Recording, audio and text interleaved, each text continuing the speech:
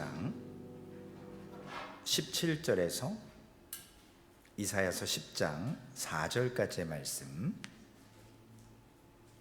이사야 9장 17절로 10장 4절까지의 말씀입니다. 우리 성경과 파워포인트를 함께 보시면서 우리 함께 말씀을 합독하시겠습니다.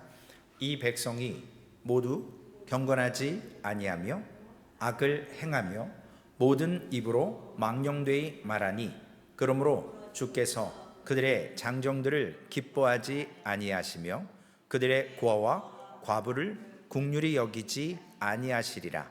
그럴지라도 여호와의 진노가 돌아서지 아니하며 그의 손이 여전히 펴져 있으리라.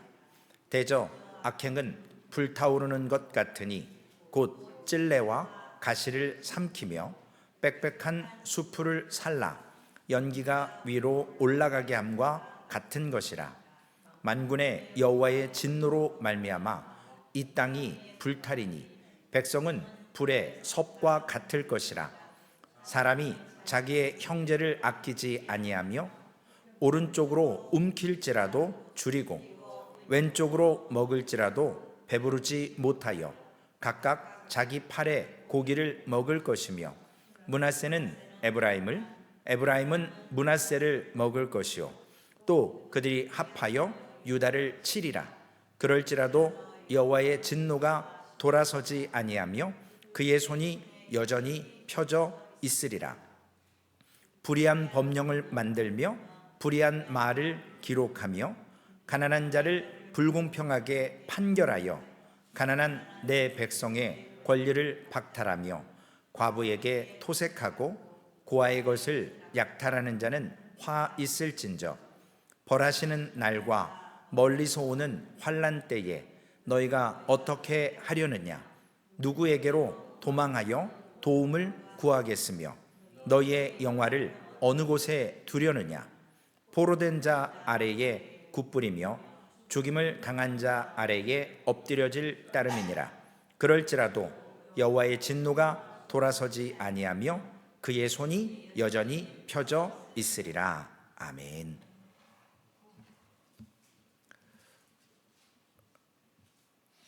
대형 화재가 나는 이유는요, 사실 부주의에서 나는 경우들이 많습니다. 저도 산불이 난 것을 산 밑에 쪽에 살아서 관악산에 불 나는 것들을 종종 보는데, 등산객들이 담배꽁초 툭 던져가지고 말랐던 낙엽이나 이런 풀들이 그냥 삽시간에 온 산들을 다 화마로 뒤덮는 모습들을 봅니다. 자동차 타고 가다가 그냥 툭 밖으로 담뱃재 털었는데 그 불씨가 불을 일으켜서, 제가 참 동물의 농장 보는 걸 좋아하거든요.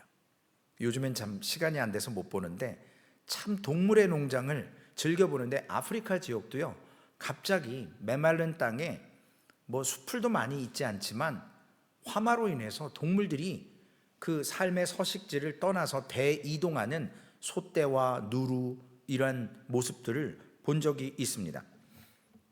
오늘 본문에 하나님께서 북이스라엘의 멸망에 대해서 이야기하는 성경적인 그러한 평가를 내리시는 말씀이 있는데요, 왜 하나님이 선택한 백성임에도 불구하고 망할 수밖에 없느냐?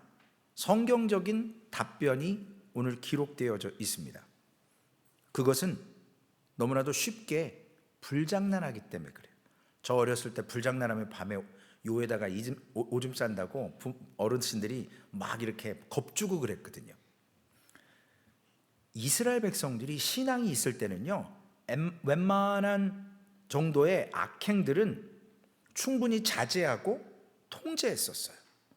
그런데 죄를 이길 수 없는 그런 도덕적인 힘이 없는 상태에서는, 어떤 영적인 그러한 상태가 많이 낮아졌을 때는 한두 사람이 저지른 악행 때문에 거대한 산불처럼 온 동네와 산이 태워지는 것처럼 자기의 집도, 그리고 공동체를, 그리고 민족을 불살라버리는 영적인 측면이죠. 오늘 그래서 먼저 이스라엘 백성들 이사야 9장 18절에 보면 대저 악행은 불타오르는 것 같으니, 여러분 불이 이렇게 타오르면 불꽃도 높이 올라가지만 더 높이 올라가는 연기가 있잖아요. 까만 재의 연기. 그래서 멀리서도 아, 저기 지금 불났구나, 뭔가 폭발했구나, 이런 것들을 가늠할 수 있습니다. 그건 이미 불이 붙은 거거든요. 큰 불이 나서 그런 연기들을 발산하고 있습니다. 오늘 본문에 보니까 찔레와 가시, 한마디로 가시덤불이죠. 이건 뭐 건축 재료에 쓸 수 있는 것도 아니고 별로 가치 없는 거예요. 이것을 태운다고 아깝겠습니까? 여러분은 안 가보셔서 모르겠지만 교회 저 뒤쪽 끝쪽으로 가면 숲이 있어요. 그 밑에 보면 우리 스티브 성도님들이 잔가지와 이런 그 나뭇가지들 부러지고 바람에 떨어진 것들을 이렇게 모아가지고 우리 마이클 집사님과 함께 이렇게 싸놓고 가끔 가다가 덤스터에다가 이렇게 버리기도 합니다.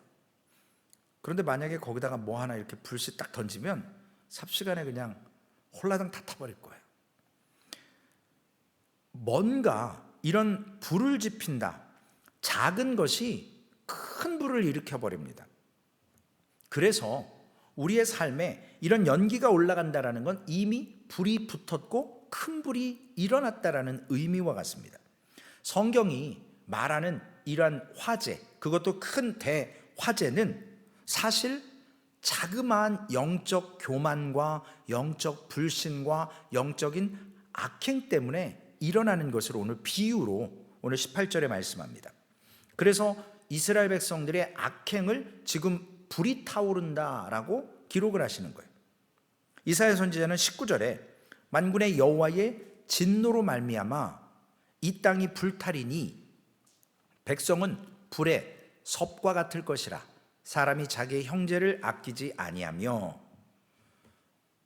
저도 가보고 싶은 지중해 지중해에 가보면 이 지중해 뜨거운 그 기후에 의해서 자라나는 나무들에 우리가 잘 아는 올리브, 그 다음에 발음은 잘 안 되지만 유칼립투스라고 하는 그런, 여러분들 보시면 잘 아는 그런 식물이 있어요. 이런 나물들, 이런 것들을 오늘 한글로는 섭이라고 했는데 한자를 찾아보니까요 땔감이에요. 땔감, 우리가 아는 땔감. 그래서 성경의 원어의 섭은 뭐냐면 기름 나무다. 왜냐? 올리브 나무는요 이 기름과 같은 이런 점도가 높은 휘발성이 있는 그러한 것들을 많이 머금고 있기 때문에 거기에 불 붙었다 그러면 삽시간에 나무가 타버리는 겁니다. 우리 이런 순식간에 타버리는 그러한 가지들, 이런 것을 얘기하는데 이스라엘이 어떻게 해서 이렇게 작은 악행 때문에 이스라엘 전체가 멸망을 당하고 이렇게 됐을까? 여기에는 우리의 본성인 욕망이 있습니다. 어떤 사회를 건강하다, 건전하다라고 측정하는 몇 가지 지표가 있습니다. 우리가 이 사회 가운데, 한국은요 카페에 사람들이 많이 있고 뭐 컴퓨터, 뭐 여러 가지 이렇게 인터넷 기기들, 전화기, 심지어는 가방, 이런 것들 놓고 화장실 갔다 와도 아무도 손을 안 댄대요. 도둑이 없어서가 아니라 CCTV가 워낙 발달돼 있어서 누가 짚는 순간 벌써 다 보고 있다라는 거죠. 그러니까 함부로 그런 것들을 건드리지 않는 이런 사회 분위기가 됐어요. 그런데 우리가 뭐 50, 뭐 60 모르겠습니다. 그 이전 뭐 어떤 정권이든 사회가 불안정하고 사회가 한두 사람이 악행하는 것을 그냥 눈 감아주고, 제가 지난번에 한번 말씀드린 것 같은데 세 부류의 직업군, 식당 가서 절대 돈 안 낸다고 그러잖아요. 몇 사람이 이렇게 같이 무리가 갔습니다. 공무원 돈 안 내요. 뭐 그중에 경찰도 있고, 선생님 돈 안 낸대요. 그 다음에 목사가 돈을 안 낸대요. 항상 이 사람들은, 이 부류 사람들은 대접받는 게 당연하게 여겨져서 가도 돈 안 내고 당연히 딴 사람들이 사는 걸로 인식이 돼버린, 잘못된 거죠. 사회가 건강하고 건강하지 못하다라는 것은 어떤 이런 한두 사람의 비열하거나 어떤 악행을 해서, 예전에 이런 일이 한 번 있었어요. 제가 한국에 있을 때 이렇게 비즈니스 하시는 분들 신방을 가면 사업장에 신방 가는 거죠. 막 눈앞에서 막 돈 세고 막 이렇게 막 카드 결제하고 막 뭐 어마어마한 숫자 단위가, 저는 생전 평생 만져보지 못한 그 단위들이 막 눈앞에서 이렇게 막 캐시로도 왔다 갔다 하고 막 그래요. 그런데 어떤 분이 그러는 거예요. 목사님, 제가 아는 분이 이번에 떼돈을 벌었어요. 그래서 그래요? 저도 사람인데 어떻게 해서 돈을 벌었을까 궁금하잖아요. 근데 그분 하시는 말씀이 뭐냐면, 비즈니스를 하는데요, 이번에 어떤 상표를 하나 만들었는데 돈을 엄청 번대요. 근데 알고 보니까 짝퉁. 유명 브랜드를 카피해서 똑같이 거의 해서 만들었는데, 유명 브랜드는 백화점 가서 사야 되니까 너무 비싸지만 뭐 동대문 남대문 이런 데서 똑같은, 전문가 아니면 거의 구별 못할 정도로, 요즘에는 이 짝퉁도 그 시리얼 넘버가 나온다고 그러더라고요. 저는 몰랐어요. 그래서 진짜인 줄 알았는데 가짜라는 거예요. 그럴 정도로 아주 미세한 부분까지도 전문가 아니면 잘 구별 못할 정도로 그걸 해서 대박을 쳤다는 거예요. 그래서 돈을 많이 벌어갖고 그게 부럽다는 거예요. 그래서 제가, 아니 저렇게 해서 돈 번 걸 부러워하면 우리 그리스도인들이 뭐가 되냐는 거예요. 돈만 벌면 끝나냐고요? 아니잖아요.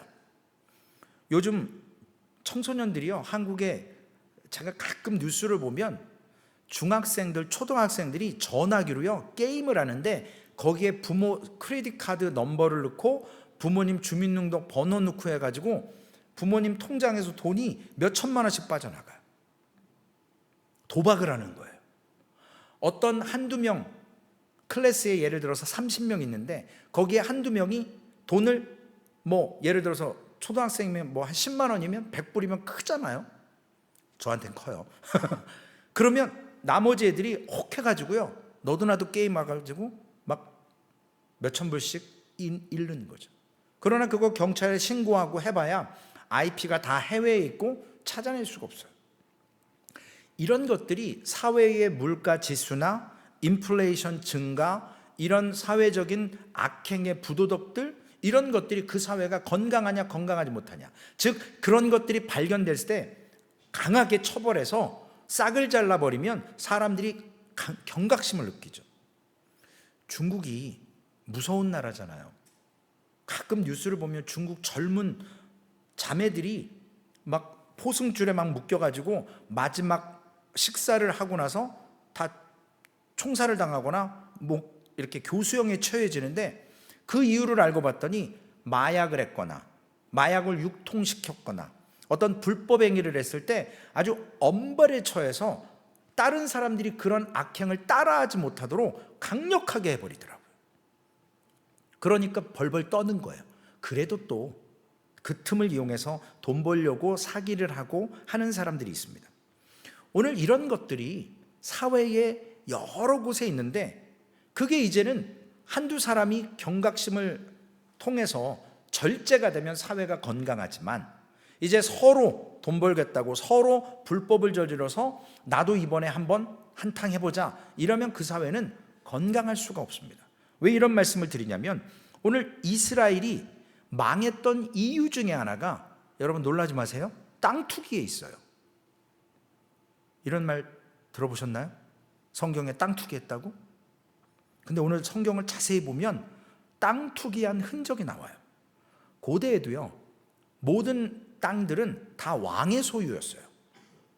백성들은 그 왕의 땅에서 뭐 6대4, 7대3, 8대2 뭐 이런 식으로 바치고 나머지 것들을 자기들이 소유하는 그러한 것이 있었는데, 함부로 그 땅을 사거나 빼앗거나 할 수가 없었습니다. 이스라엘은 어떤 땅이죠? 하나님께서 분명히 12지파에게 하나님이 레위 지파 빼고 땅 분배를 제비를 뽑아서 큰 민족은 큰 땅을, 작은 숫자의 지파는 작은 땅을 뽑아가지고 분배를 했습니다. 그래서 성경에 보면 지계석, 지표석 이런 것들이 가끔 나와요. 그거 함부로 옮기지 말라라는 거예요. 우리 지금 얘기하면 교회의 그 프로퍼리가 어디서 어디까지, 그래서 도면에 이렇게 시리얼이나 이런 데 기록이 돼 있잖아요. 몇 에이커다, 얼마다. 그런데 이스라엘이 하나님께서 땅을 나누어 주신 기업이라고 인식했는데 열왕기상 21장에 보면 이것이 깨지는 상황이 와요. 그 유명한 아합 왕이 자기 별장 딱 갔는데 어라, 별장 옆에 나봇의 포도원이 있네요. 내가 채소밭을 하고 싶어서 나봇에게 청합니다. 왕이 백성에게 저기 내가 채소밭을 좀 만들고 싶은데 그 포도밭 나한테 내가 값을 치를 테니까 얘기를 해봐라. 내가 줄게. 아니면 내가 갖고 있는 포도원과 바꾸자. 근데 나봇이 뭐라 그러죠? 이거 조상의 기업인데 왕이시여 제가 이걸 어떻게 팔겠습니까? 그러니까 시금을 전폐하고 돌아가서 왕이 끙끙 앓아요. 그거 갖고 싶어갖고 자기 뜻대로 안 되니까. 근데 와이프가 그 유명한 누구예요? 이세벨이시잖아요. 아주 머리 좋죠. 아주 그런 쪽으로는, 나쁜 쪽으로는 머리가 잘 발달돼 가지고 작전을 짭니다. 나봇이 거주하는 성의 장로들을 초청했고 거짓 증인들을 초청해서 나봇을 단칼에 그냥 완전 바보를 만들어요. 그래서 그가 죽습니다. 1센트도 안 주고 나봇의 포도원을 갈취해요. 하나님이 분명히 주신 기업의 땅인데 권력으로 차지했습니다. 이게 하나의 샘플이 된 거죠. 사례가 된 거예요. 이제 이걸 누가 카피하고 모방하기 시작하냐면 권력 있는 사람들이. 야고보서에 보면 이 말 자체가 우리 혀에 대한 얘기인데 이 말이 모든 것을 불태워버린다라고 야고보서 3장 6절에 기록을 합니다. 여러분, 이 혀가 얼마나 무서운 거냐면 우리가 하나님이 다 보고 계신다고 늘 생각도 하고 잊어버리기도 하지만 우리가 하나님을 두려워하지 않는 순간, 하나님의 잠깐 딴 데 보시겠지 하는 순간 우리는 소문을 만들고 우리는 교회 안에서 이런 나쁜 말을, 루머를 퍼뜨립니다. 이게 사람의 본성이거든요. 누가 그랬다더라. 저 차 최진 목사 차인데 근데 앞에 사모가 안 앉고 웬 여자가 앉았네? 이러면 이제 난리 나는 거예요. 그래서 저는 한국에서 교회 차도 운전할 때 옆에 사모 안 앉혔어요. 여자분은 절대 안 앉혀요. 남자 성도님들은 앉혀요. 어디 신방 가도 옆에 늘 성경책 놓고 거기다 가방 놨어요. 함부로 못하게. 왜냐? 무슨 소리 할지 모르거든요. 미연에 차단해야죠. 심지어는 비가 와도 저희 목사님이 그랬어요. 정말 좋은 세단을 몰고 제가 이렇게 딱 가는데 비가 막 엄청 쏟아지는데 교회 거의 다 왔어요. 버스 정류장에 권사님 비 맞고 있는데 목사님 누구 권사님인데요? 그랬더니 그냥 가. 왜냐면 목사님 차인지 알거든요. 목사님 차에 여자가 탔다? 사모님이 아닌? 난리 나는 거예요. 그러니까 아예 비 좀 맞으셔도 뭐 죄송스럽지만 그냥 가래요. 나중에 알았죠. 여러분, 우리가 이 말 없는 말이 아니죠. 발 없는 말이 어디 발이 있겠어요. 그러나 이게 삽시간에 퍼져서 믿음이 있는 성도나 교회 어른이라면 그런 것들을 딱 잘라버려요. 무슨 그런 소리를 하십니까? 아니에요. 보셨어요? 삼자 대면할까요? 이러고 딱 그 말을 더 이상 퍼지지 못하게 딱 제어를 해버려요. 근데 믿음 없는 사람들은 그럴 수도 있겠네요. 이렇게 시작하면 삽시간에 눈덩이처럼 불어나서 교회에도 문제가 생기고 그 가정에도 문제가 생기고 결국은 이런 여러 가지 것들을 오늘 본문으로 비교하면 산불이 나는 것처럼 폐허로 만들어버립니다. 이스라엘의 첫 번째 문제는 이런 땅의 문제가 대두됐고요. 두 번째로는 이스라엘의 사회적인 문제가 뭐였냐면 엉터리 예배에 있었어요. 북이스라엘과 남유다가 분열되면서, 솔로몬 다음 때에 분열되면서 여로보암 르호보암을 갈라지면서 어떤 일이 생깁니까? 남유다의 예루살렘이 있잖아요. 예배 처소는 예루살렘이에요. 하나님이 지정하신 거예요. 그래서 예배의 장소를 하나님이 못을 박으셨어요. 여기 와서 예배드려라. 매 안식년에, 그리고 1년에 3번 꼭 절기 때 와서 예배드려라 라고 지정을 하셨는데, 분단 국가가 딱 돼버리니까 북왕국 왕들이 아유, 뭐 저기 예루살렘까지 가, 그냥 베델과 단에 북쪽하고 남쪽 요쪽에다가 제단 딱 만들어 놓을 테니까 예루살렘까지 가지 말고 그냥 여기서 예배 드려. 이게 이제 정치적인 문제가 개입이 되기 시작합니다. 그리고 자기들 마음대로 예배 처소를 만들어 놓고 자기들 마음대로 레위지파 아닌 제사장들 세워놓고 뭐 하죠? 금송아지를 숭배하는 우상의 제단으로 변질되기 시작해요. 하나님께서 은혜를 주시려고 하는데 우리 인간의 방법으로 사울의 표현에 의하면 부득이하여 이렇게 했다라는 거죠. 여러분, 예배에는 크게 두 종류가 있습니다. 펜타코스트라고 해서 이 오순절 계열 쪽, 제가 그쪽 출신이에요. 순복음 계열, 성결교 계열, 이쪽 감리교 계열이 그쪽인데 뜨거워요. 뭐 부흥회 하는 것처럼 막 박수 치고 찬양하고, 뭐 심지어는 막, 저는 좀 그건 약간 거부스러운데 막 여기 나와갖고 막 춤추고 막 성령 춤춘다고, 그래서 약간 그건 좀 아닌데, 근데 그걸 또 허락하는 목사님도 있어요. 어이됐던가.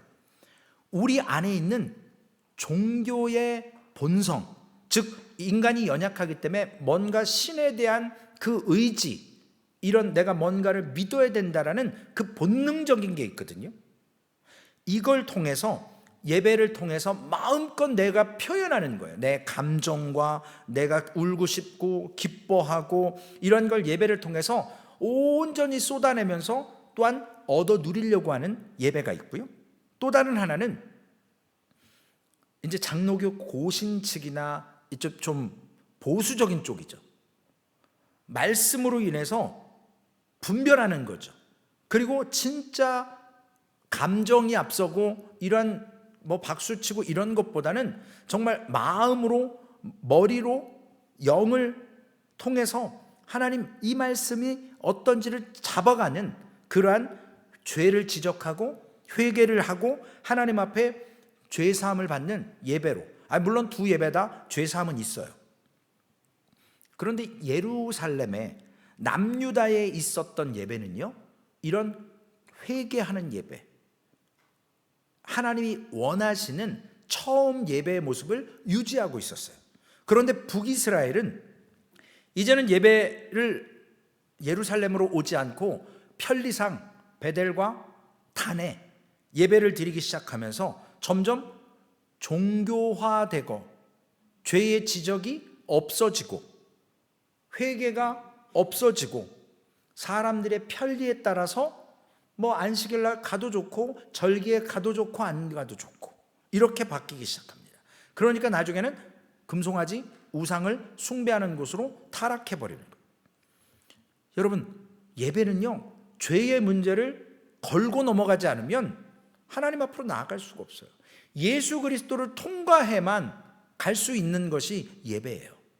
그래서 예수 그리스도의 십자가의 죽으심을 우리가 받아들이고 믿고 우리가 하나님 앞에 죄인임을 고백하고 하나님 앞에 드려야 되는 것이 예배거든요. 기도 역시 마찬가지죠.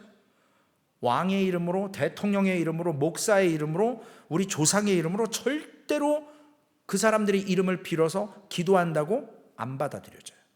예수 그리스도의 이름으로 해야 하나님이 받아주십니다. 이것이 하나님께서 원하시는 거예요. 현대에 이런 추한 모습들이 있습니다. 타락한 본성으로 인해서 우리가 정말 뇌물 싫어하는 사람, 공무원 중에 뭐 지금은 뭐 김영란법 해가지고 얼마 이상 받으면 법에 접촉이 돼요. 그럼에도 불구하고 가끔 걸리는 사람들이 있지 않습니까?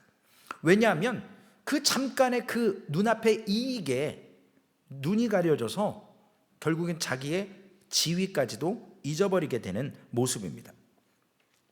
하나님은 우리에게 완전한 성결과 완전한 회개와 완전한 깨끗한 이러한 성품으로 나오기를 원하시는 게 아니에요. 우린 그럴 수 있는 존재가 아니거든요. 우리는 어떤 존재죠?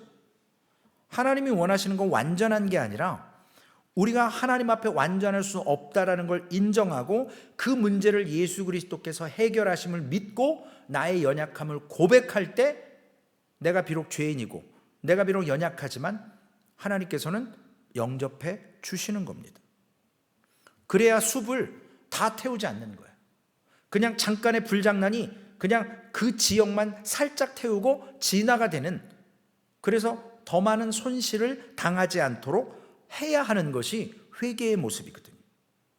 오늘 하나님께서 누구든지 죄를 깨닫고 회개하고 하나님 앞에 나오면 하나님께서는 그의 부끄러웠던 삶, 그의 연약했던 삶, 그걸 책망하지 않으세요.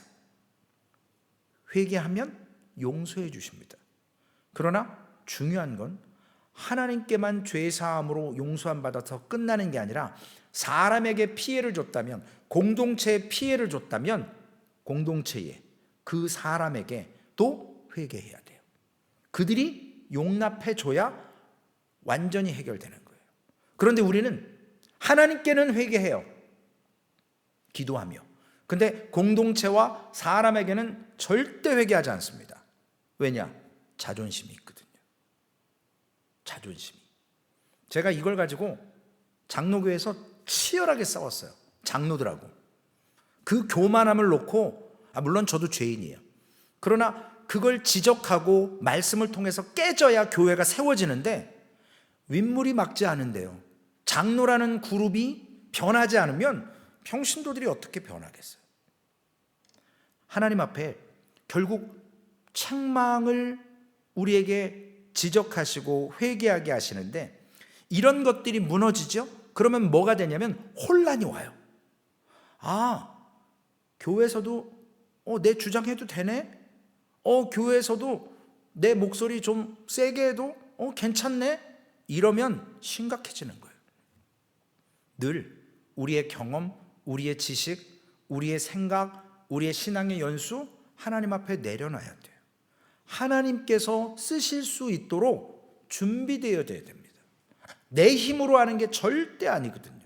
그런데 예배가 우리 안에 있는 깊이 저기 마지막 창자 끝에 숨겨져 있는, 췌장암 걸리면 거의 못 낫잖아요. 보이지 않기 때문에 그렇거든요. 가장 깊은 곳에 있어서. 그런 깊은 속에 있는 그 죄성을 끄집어내서 하나님 앞에 무릎을 꿇을 때 회개의 역사가 일어나는 거거든요.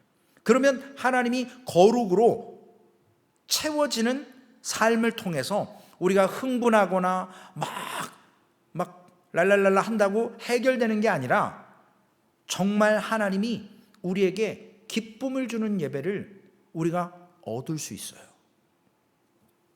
이스라엘은 왜 파괴가 됐냐면 아까 말씀드렸던 것처럼 서두에 하나님이 허락하신 것에 만족하지 않기 때문에, 욕심 때문에 이스라엘이 망하기 시작하는 겁니다. 오늘 본문의 말씀에 이런 표현이 있어요. 이사야 9장 20절입니다. 오른쪽으로 움킬지라도 줄이고 왼쪽으로 먹을지라도 배부르지 못하여 각각 자기의 팔의 고기를 먹을 것이며. 자기 팔의 고기를 자기가 뜯어먹는 거예요. 이게 뭐냐면 우리말로 제살 깎아 먹는다 그러잖아요. 제살 깎아 먹는 거. 요즘 한국이 그렇습니다. 기업들이, 종업원들이 기업과 상대해서 인플레이션이나 이런 거 막 해서 임금 인상을 지속적으로 투쟁을 해요. 물론 필요한 것도 있어요. 그런데 결국 임금 인상을 과하게 책정해서 기업이 그걸 받아들이면 제품의 값이, 원가가 비싸져요. 그러면 판매가 될까요, 안 될까요? 외국 기업과 해서 소비자들은 싼 걸 원하거든요. 똑같은 거라도 싸게 오퍼를 내는 쪽을 선택합니다. 그러면 결국 기업은 매출이 줄어들어요. 그러면 기업주는 어떻게 하죠? 고용한 직원들, 인플레이어들을 레이오프 시킵니다. 결국은 내가 많이 취하기 위해서 결국 우리가 잘리게 되는 이런 것들이 사이클적으로 반복적으로 되게 있습니다. 오늘 본문에 뭐라고 되어 있습니까? 이 아합의 모습을 통해서 땅을 빼앗기 시작하고 이제는 땅이 하나님 주신 기업이 아니라 권력이나 힘으로 빼앗을 수 있겠구나 해서 능력이 있는 사람들이 가난한 자들의 땅을 매입하기 시작하고 쫓아내고 몰아내기 시작합니다. 그런데 꽝 잡는 매라고요. 뛰는 놈이 나는 놈이 있어요. 내가 많이 취했는데 나보다 더 강한 자가 오면 내가 이길 수 있어요, 없어요? 결국 나도 토사구팽처럼 쫓겨나는 거예요. 강한 자만 살아남는 시대. 그래서 결국은 자기의 방법대로 자기가 당하게 돼 있다라고 오늘 본문은 이야기합니다. 그래서 오늘 여기에 팔에 대한 해석이 두 가지가 있는데 결국은 부메랑의 효과예요. 부메랑이 뭐냐면 호주 원주민들이 쓰던 그런 무기인데요. 아시잖아요? 약간 이렇게 꺾여져 있어갖고 던지면 나에게로 다시 돌아와요. 요즘에는 나비 효과라고 하죠. 여기서 막 어떤 일이 일어났는데 저쪽 다른 나라에도 그런 현상들이 또 일어나는 것. 결국 이스라엘의 악행이 이스라엘 자신들에게 돌아오더라. 결국은 하나님의 원리가 뭐냐는 거죠. 하나님은 나 혼자 잘 사고 나 혼자 천국 가는 것을 원하시는 것이 아니고 하나님이 우리를 천국으로만 부르는 게 목적이었으면 한편 강도처럼 예수 믿고 그냥 천국 가면 되겠죠. 그러나 우리를 왜 살려두셨나는 거예요. 왜 믿음의 생활을 통해서 다윗이 우리가 사무엘서를 지금 바라보는 것처럼 왜 준비시키고 왜 쓰이게 하시냐는 거죠. 복음의 편만함을 위해서요. 성경이 있지만 증인들이 있어야 되잖아요. 전쟁 때도 완전히 다 멸족시키는 게 아니라 몇 명의 증인들을 일부러 도망가게 냅둔다니까요. 그래서 침략한 나라가 얼마나 위대한지를 살아있는 패잔병 몇 사람이 왕에게 가서 고하는 겁니다. 우리가 이렇게 완전히 무너졌습니다. 저 나라는 상대할 수가 없습니다. 그러면 이제 왕이 가서 엎드리는 거죠. 그래서 우리가 얼마를 바치겠다. 그러면 그거 받고 돌아가는. 오늘 21절에 무서운 말이 있습니다. 하나님의 원리는 뭐냐면요, 다른 사람과 함께 살면 나도 산다라는 거예요. 21절 한번 다 같이 읽어보실까요? 므낫세는 에브라임을, 에브라임은 므낫세를 먹을 것이요 또 그들이 합하여 유다를 치리라. 그럴지라도 여호와의 진노가 돌아서지 아니하며 그의 손이 여전히 펴져 있으리라. 여러분, 므낫세와 에브라임이 누구예요? 요셉의 아들이잖아요. 야곱의 아들이 아니에요. 야곱의 아들은 10명이고요 요셉이 한 몫이 아니라 레위 지파가 빠지고 그 남은 자리에 각각 한 형제가 한 지파를 가져야 되는데 요셉의 아들은 두 지파를 가졌어요. 근데 뭐라고요? 므낫세가 에브라임을 잡아먹어요. 에브라임은 므낫세를 잡아먹으려고 해요. 결국 이 둘이 유다를 치게 된다라는 말을 해요. 에브라임과 므낫세의 땅이 어떤지 아십니까? 어찌 보면 북쪽 이스라엘 그 갈릴리 호수 위쪽으로 가장 비옥한 땅을 가졌어요. 가장 넓은 땅을 가졌어요. 그럼에도 불구하고 하나님이 주신 그 땅에 만족하지 못하는 거예요. 목사들이요, 목회를 하면서 그 섬기는 교회에 만족하지 못하면 자꾸 밖으로 돌아요. 이 교회보다 좀 더 큰 교회 가고 싶어가지고 자꾸 어디 모임을 가요. 목사들 만나는 데 가요. 거기서 소스를 얻어서 제일 좋은 방법이 있어요. 교단 총무하고 친해지면 돼요. 제가 PCUSA하고 저쪽 개혁 그 리폼 쪽에 교단 총무를 알거든요. 목사님들을. 가장 먼저 이분들이 교회 담임 목사 청빙하는 걸 제일 먼저 하는 분들이에요. 왜냐? 목사님 나 다른 데로 임직을 가려 합니다. 사역자 구해 주십시오. 자기가 이제 도망가야 되니까 누군가 앉혀놓고 가야 될 거 아니에요. 그러니까 머리 쓰는 거예요. 죄송해요. 제가 다 까놓고 얘기할게요. 그래서 저한테도 이 양쪽 교단 총무 목사님들이 소스를 줬어요. 최 목사, 그 신학도 안 맞지 않는 그 장로교회에 있지 말고 얘로 가. 그리고 거기 가서 몇 년 있다가 내가 은퇴하면 와. 근데 아니요 목사님, 이 교회가 정리가 되고 안정이 되면, 당회가 세워지면 저는 이미 사표 냈기 때문에 그때 떠납니다. 저더러 다 바보 천치라고 그랬어요. 제가 생각해도 저 바보 천치예요. 왜냐하면 디딤돌이 돼서 가야 되거든요. 사역지가 없어서 사역지 구하는 건 어려워요. 내가 지금 위치타 한인 소망교회에 있습니다. 근데 몇 명이고 어떻고 이러고 어디에다 어플라이를 해야 되는데 아무것도 없어서 어플라이하면 안 받아주거든요.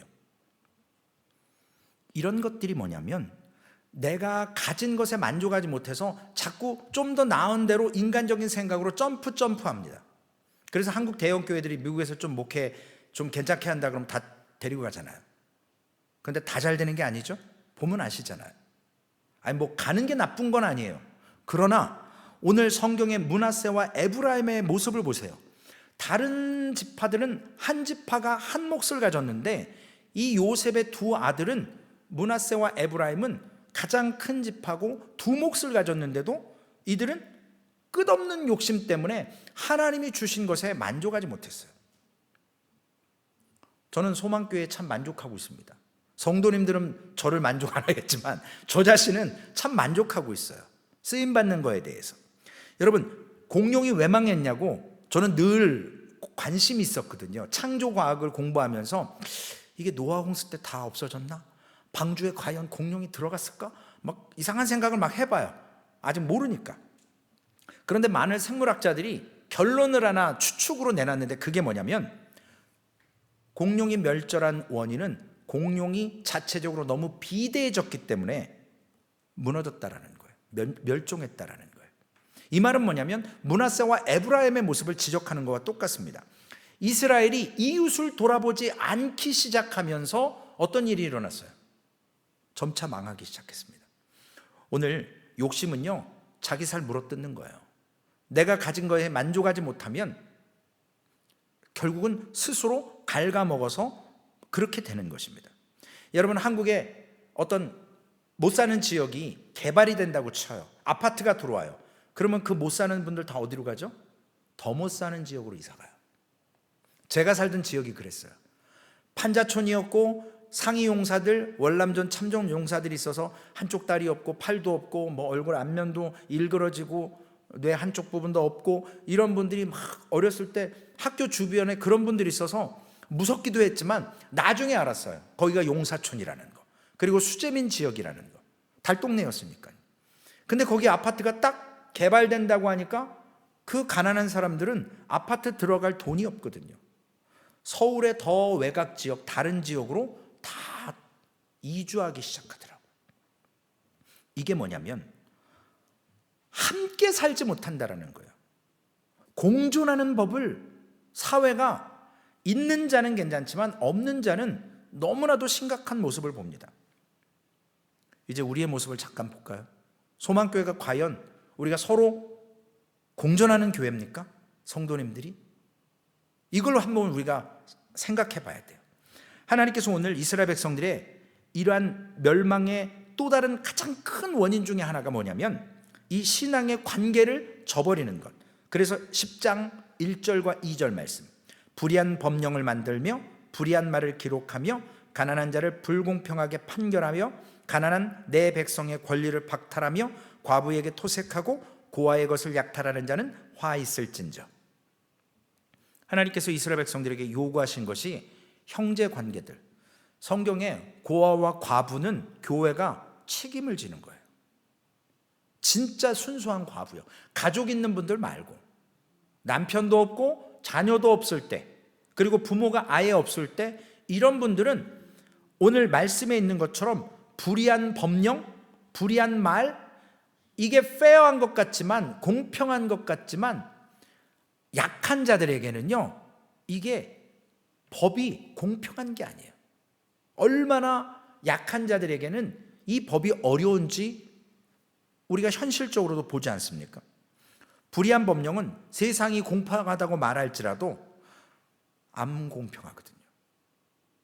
소망교회는 감사하게도 예를 들어서 장애인이 휠체어를 타고 오실 때 들어오기가 좋아요. 단층이고 입구가 이렇게 돼 있어요. 어디든지 갈 수 있게끔. 화장실도 제가 그렇게 돼 있는 걸로 알고 있어요. 그런데 이러한 것들이 예를 들어서 장애인이 지하철 서브웨이 탄다 한국에서 그 자그마한 턱을 넘지를 못하거든요. 택시 쉽게 못 타요. 불편해 봐야 그 불편함을 아는데 건강하고 불편하지 않은 사람들이 공평하다고 이야기하는 법은 불편한 분들에게 절대 공평한 법이 될 수 없다라는 거예요. 그래서 하나님 앞에서 우리가 은혜를 받을 수 있는 근거가 뭐냐면 하나님이 원하시는 것처럼 다른 사람을 긍휼히 여길 수 있는 거. 이게 필요한 거예요. 교회가 그래야 됩니다. 남들이 어려울 때 그 불쌍히 여기지 않으면 그것은 하나님 앞에 우리 역시도 불쌍히 여김을 받지 못하게 됩니다. 누가복음 16장에 예수님께서 불의한 청지기에 대한 비유를 유대인들에게 말씀하십니다. 불의해요. 주인의 돈을 자기 마음대로 썼어요. 근데 이제 주인이 그걸 딱 알고 나서 너 이제 언제까지 이제 그만둬. 당장 먹고 살 길이 막막한 거야. 지혜롭게 어떻게 했어요? 땅을 파자니 힘이 들고 빌어먹자니 부끄럽고, 그러니까 땅 예를 들어서 10,000불 빚진 사람 주인에게 이리 오세요. 5,000불 빚졌다고 쓰세요. 그리고 5,000불만 갚아. 그러니까 이 사람이 주인한테 반만 갚지만 불의한 거죠.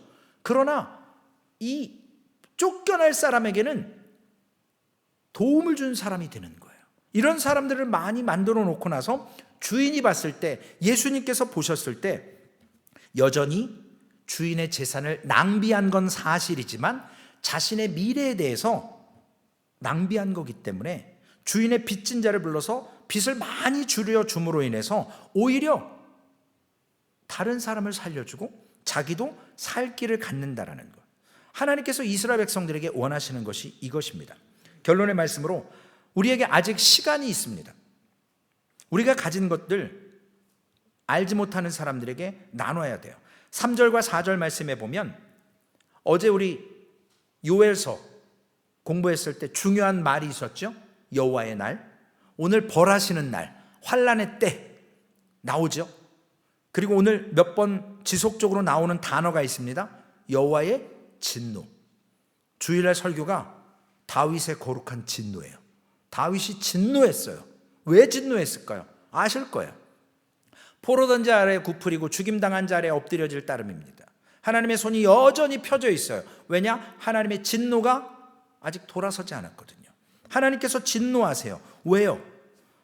과부와 고아의 기도를 즐겨 들으시는데 사람들이 돕지를 않아요. 자기들만 살궁리하는 거죠. 더 크게, 더. 그래서 이스라엘의 악행은 자신의 살을 깎아먹는 것으로 끝나버렸습니다. 결국 이스라엘의 멸망의 원인이 어디 있어요? 교만함에 있는 거예요. 사람과의 관계 속에서 그게 전부라고 생각하고 하나님과의 관계를 중요하게 여기지 않아요. 하나님이 정하신 예배, 하나님이 정하신 그 예배의 참된 모습을 회복하지 않는 것. 미국은 더더 그렇죠. 한국도 그래요. 너는 너, 나는 나. 개인주의가 팽배한 whatever 옆에서 하든지 말든지 나하고 상관없어요. 나한테 피해만 안 주면 된다. 아니요. 우리가 하나님께서 우리에게 주신 그 바른 관계가 세워질 수 있도록 오늘 다른 사람에게 긍휼을 베풀라 그랬습니다.